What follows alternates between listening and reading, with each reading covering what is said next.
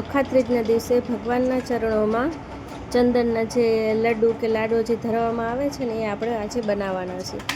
આ છે ગોપીચંદન, જે આપણે દ્વારકાથી લઈ આવ્યા હતા. એને આપણે ખાંડણીમાં ખાંડી અને પાવડર બનાવી લેવાનો છે. તેમાં આપણે મોગરાનું અત્તર નાખવાના છીએ, કપૂર નાખવાના છીએ અને આ ગુલાબજળ જે આવે છે ને તે નાખવાના છે.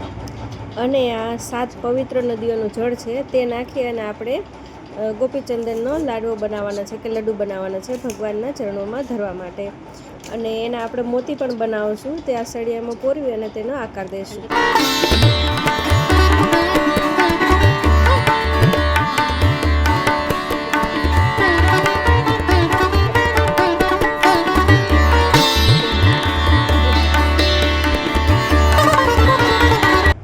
હાલો આપણે બધાયના આવા લડ્ડુ બનાવી લઈએ. ચલો આપણે જેટલા જોઈએ છે ને એટલા.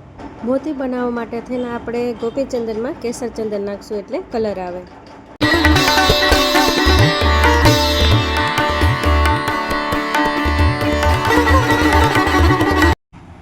આપણે કાલે આ ચંદનની માળા બનાવી છે ને આ એ છે, જો કેવી સરસ બની છે.